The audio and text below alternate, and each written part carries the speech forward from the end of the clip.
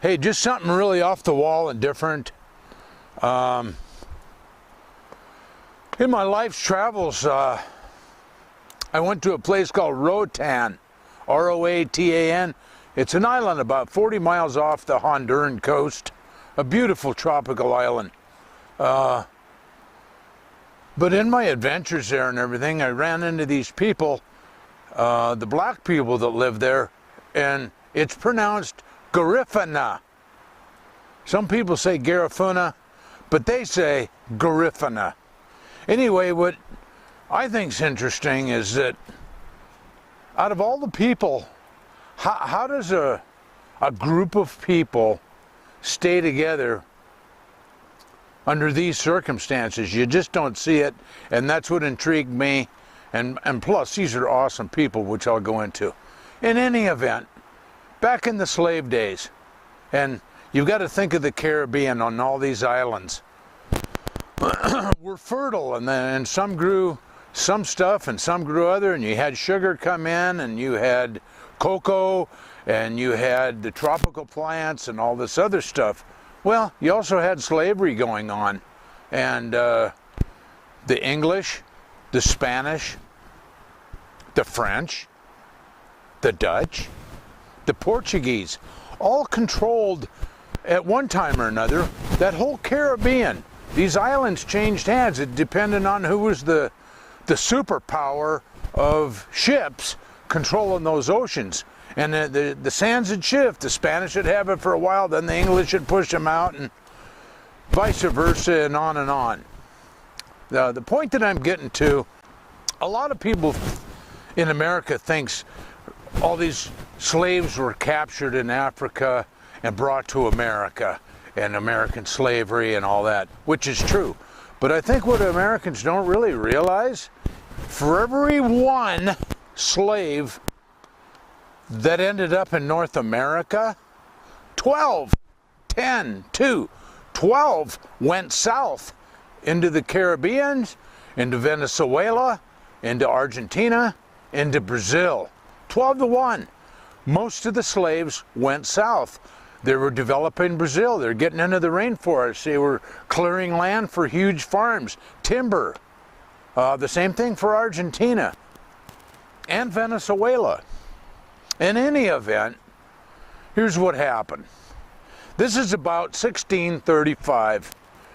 This tribe that came from Nigeria were on 2 slave ships, Spanish slave ships, and they were heading south. They were destined to be Venezuela, Argentina, Brazil. I don't know the answer to that question. All I know is that this armada crashed on coral near the island of St. Vincent, which is down towards Venezuela.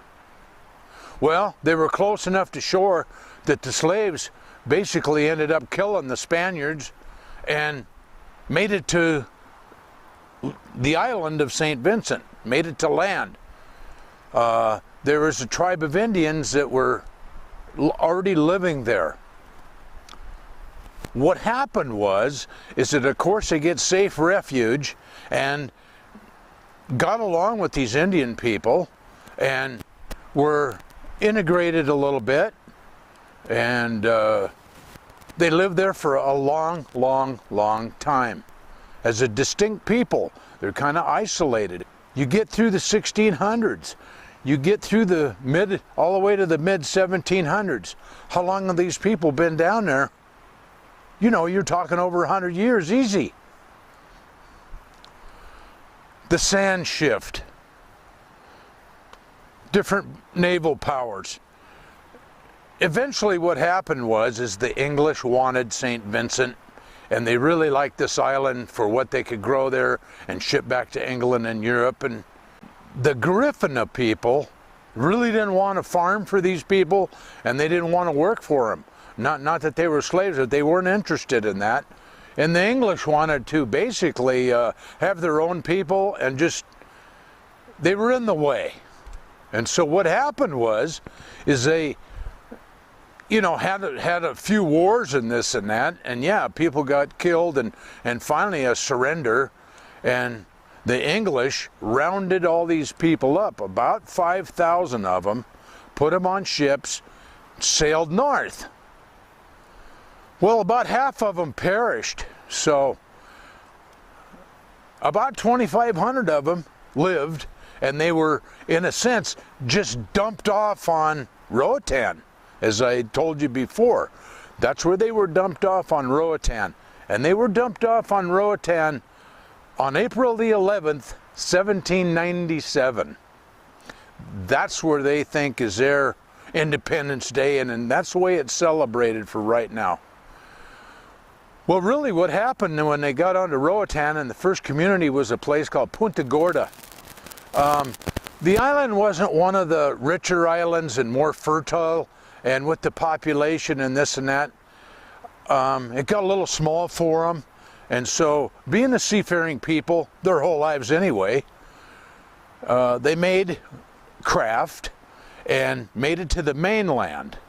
And so when I say the mainland, I'm talking about the tropical mangrove shorelines of Honduras. And villages started all along that coast. Now you can go south, and they went down to Nicaragua, and then Honduras. There's a little stretch of Guatemala that's on the Caribbean there, and southern Belize, where they are till today. They really haven't integrated by the sense of having a lot of mixed marriages, from what I can understand. And they did do DNA samples on these people, and they're running about 70% of their DNA is Garifuna. About 20% of their DNA goes back to the Indians that were on St. Vincent, and the remaining, and I think it's only about 4%, you've got some European trace in there.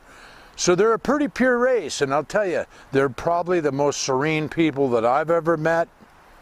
I did go to their celebration for their Independence Day and was in Punta Gorda for a few days. I've never seen a more serene people, kind people, and caring people.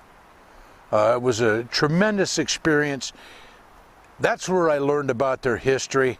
And hey, how many people can say, geez, my ancestors came from Africa? We get dumped off on 1635, and we're in 2014, and there's still 600,000 now between all of those, Roatan, and there was a diaspora. The biggest populations you can find in America are in Los Angeles and New York City. Anyway, for what it's worth, if you ever get a chance to go to Roatan, you see a black guy, it's a Garifuna, as they say. And so, hope I didn't bore you to death, but whatever.